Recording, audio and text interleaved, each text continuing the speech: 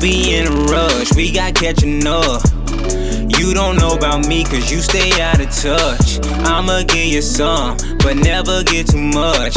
I'ma have you dripping gold, I got the Midas touch, yeah. What's up, everyone? It's yours truly, Kamien McLaughlin, aka K-Mac. And this is the K-Mac Podcast. Welcome to episode 0. And this podcast generally covers all things hip-hop. But today I want to talk about one thing in particular. People generally think that the genre of hip-hop music is one-dimensional, but contrary to popular belief, hip-hop culture and its music has many layers. Blatantly, the culture is misrepresented in mainstream media.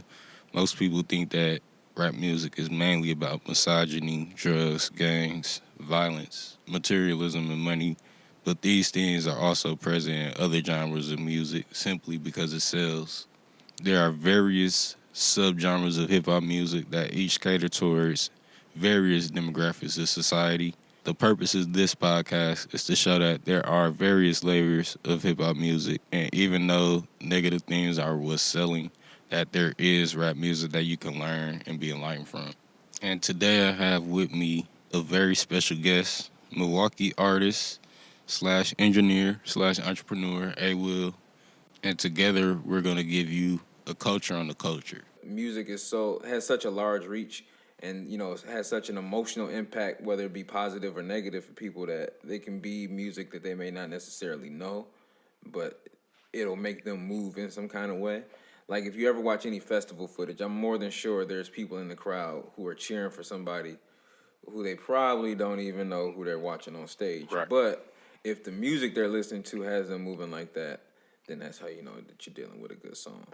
A lot of people try to speak down on rap, which I think is kind of the point of this podcast, is not to speak down, but to bring awareness to that. But a lot of times people kind of overlook the quality for whatever's being presented to them in front of their faces, which is usually something marketed and being sold. So it's kind of hard to see all of the actual underlyings of great, talented people that kind of get swept under the rug. But like we were saying earlier, I think that's kind of the plus and negative about having the internet as your main source of information. It's just you have all of these different people you can find on the internet who make music that you might like or that are different from what you're used to.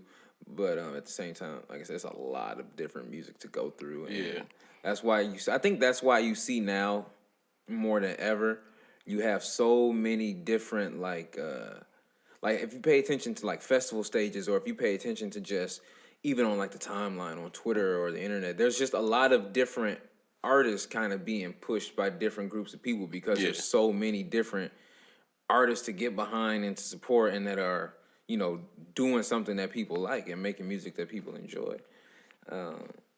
I think that's why you see like these hardcore groups of people, but they're very diverse, which goes to my next point, being that all of these different people connect off of just the music alone. So before you judge like a genre off of what stereotypes you may be aware of, like rap has had its negative stereotypes throughout the years, but I feel like when people actually listen to what enough music to actually form an opinion, not just based on maybe what you hear on the radio, but maybe what's on the news as well. You know what I'm saying? Like when you hear enough music to actually form an opinion based about what you've heard, I think most people come to the senses of, there's a lot of substance here, there's a lot of high quality content here, whether it be subject matter, whether it be production, whether it be arrangement. A lot of the same classical techniques and same classically trained ears go into making, a lot of these other hits that people hear in other genres are also working on hip hop and rap. A lot of the artists who are not in the genre are sure enough taking enough from it to stay hot and stay relevant and stay, I would say, culturally aware of what's in and new. There's a lot of theme albums that have been like put out throughout the years, like A. Will himself, like Sweatpants in the Summertime, like that's a love album. You can purchase music. It is excuse me, it is a love album. It's a I think the other thing that I really enjoy about, at least from a writing standpoint, is that along with the emotion, you are able to also, I like to say I paint pictures with words. You know what I mean? I make words paint pictures. So most of the songs that I make, asterisk on most, but most of the songs I make, I'm pretty much trying to give you an idea of something I see in my head.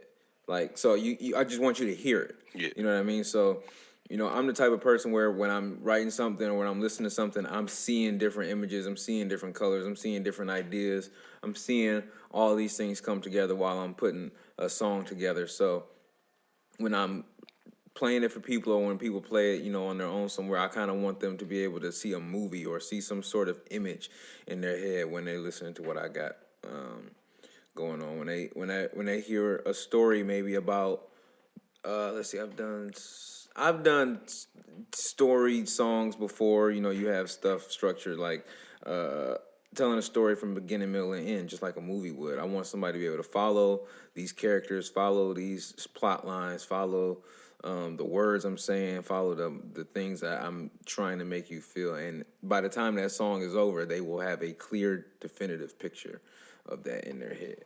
And I think something like that is hard to overlook. And I feel like that's why rap is become as popular as it has, because you can express yourself in so many different ways. I want to thank A. Will for letting me come to his studio and record this podcast. And I would like to thank you, sir, for having me on. It is an honor and a privilege. But if you're looking for A. Will, follow him on Twitter. It's just A. Will. It's just A. Will on Twitter. It's just A. Will _ on Instagram. It's just A. Will also on Apple Music, and Sweatpants in the Summertime available everywhere. Olive, the EP, also available everywhere. And again, more music on the way.